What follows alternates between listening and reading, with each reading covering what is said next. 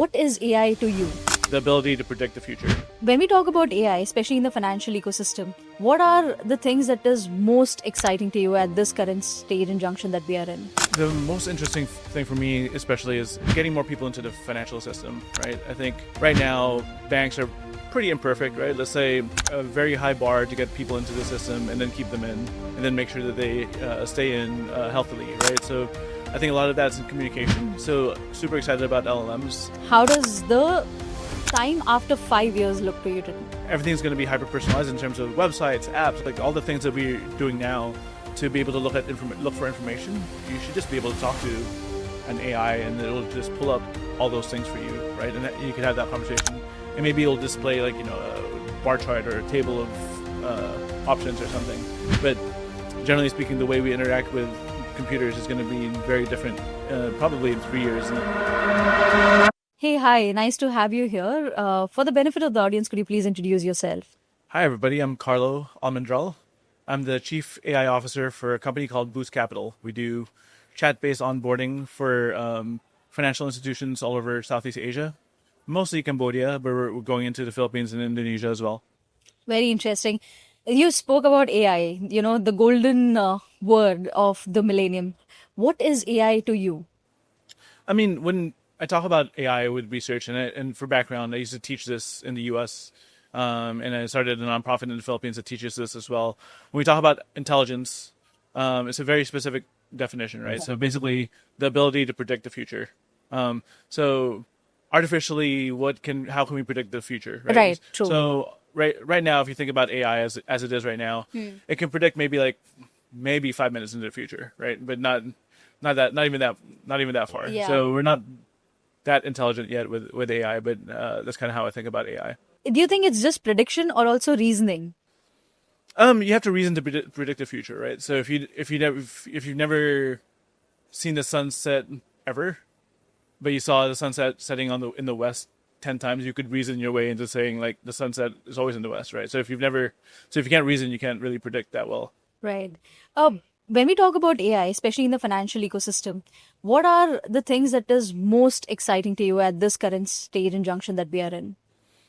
I mean, I think the most interesting thing for me, especially, is getting more people into the financial system, right? I think right now banks are pretty imperfect, right? Let's say there's a very high bar to get people into the system and then keep them in, and then make sure that they stay in healthily, right? So I think a lot of that's in communication. So super excited about LLMs because before you had your marketing team come up with a campaign, and it has to be a specific kind of language, and it has to be a specific kind of designs for things.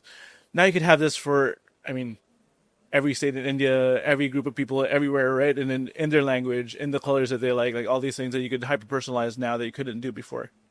And I'm super excited about what that means in terms of getting more people financially responsible and keeping them in the system so that they can avail more products so that they can have a better financial future for themselves and their families.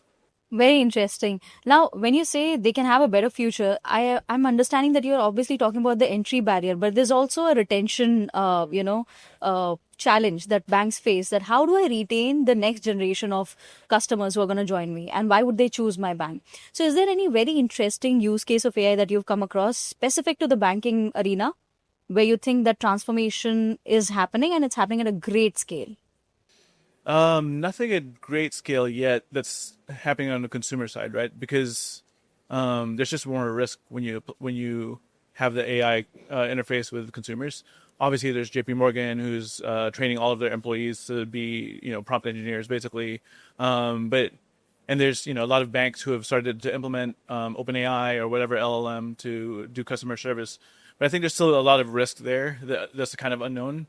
But, meaning like it could say the wrong thing, right? There's a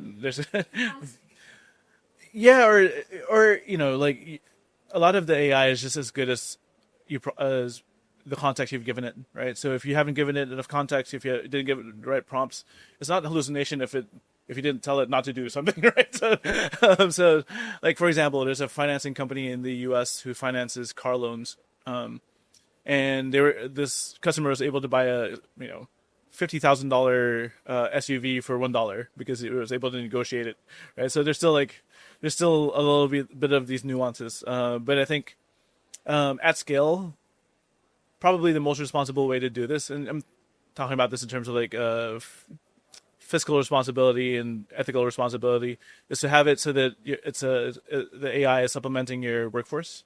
But really interested in what Perfios is doing using LLMs to understand documents and bank statements a lot more. But I think and I think there's a lot of things to be made there. But generally speaking, around the world, like I haven't seen anything that goes too far into the financial journey of a customer yet. Okay. Hypothetically speaking, how does the time after 5 years look to you today? In terms of finance or in terms of anything? In terms of financial ecosystem itself and how customers interact with banks, if you have to be given the green field arena to imagine, how would next 5 years look like?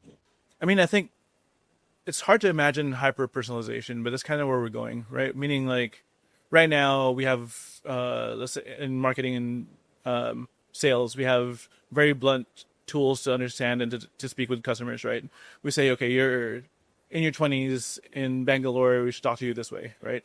When really, like, every person's an individual, and even more than that, they have moods throughout the day, right? So there's like a moment in time where like I'm more annoyed than other times because I haven't had my coffee yet, right? So there should be a way for whatever banking institution or whoever wants to should talk to me in that space. And then after my coffee, I should have a better, different conversation, right? But I think everything's going to be hyper personalized in terms of websites, apps, like all the things that we're doing now to be able to look for information. You should just be able to talk to an AI and it'll just pull up all those things for you, right? And you could have that conversation, and maybe it'll display like a bar chart or a table of options or something. But generally speaking, the way we interact with computers is going to be very different, probably in 3 years, and then definitely in 5 years. Wow. And no physical banks would exist? Do you think it's important for them to be there? I think so. I mean, it's not like most people don't know that there are digital banks, but most people still go to traditional banks, especially around Southeast Asia, right, and all over Asia, India, right.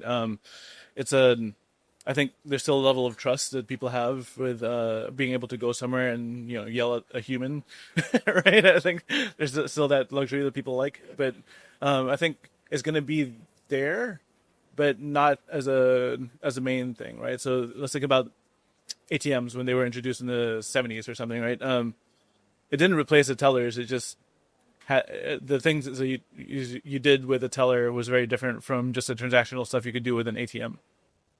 True. Moving away from financial ecosystem, the last question I have for you is AGI here? Has it arrived? I mean, they keep moving the goalposts, so I don't know. I don't know anymore, right? I don't know. There's so much evidence that the current set of AI has passed the Turing test, which is a computer science test for whether a human can tell whether it's a robot or not, or a computer or not talking to them. We're past that many times, every day, probably. If we're talking about AGI in terms of how OpenAI defines it, which is, it can do... the AI can do most jobs better than most humans. Yes.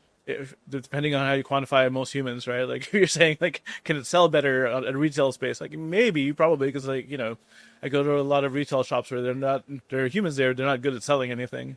There's a lot of better customer service AI than human AI, right? Because I think, but I don't know. I think it's generally there, but I don't think LLMs are going to be the ones that will take us to, let's say, the next level of intelligence, which is like artificial super intelligence that can think through every different problem without too much context, right? And I don't think LLMs are the path there, but LLMs are very useful now, right? So like we could send an LLM to Mars right now. It could try to reason through True. what's happening there, which is kind of crazy, right? Yeah. Like we can't even send humans there yet. So Yeah. I mean, I think it's an exciting time to be alive. It is. And thank you so much for joining us here and sharing those thoughts. It was a very nice conversation. All right, very good to meet you. Thanks.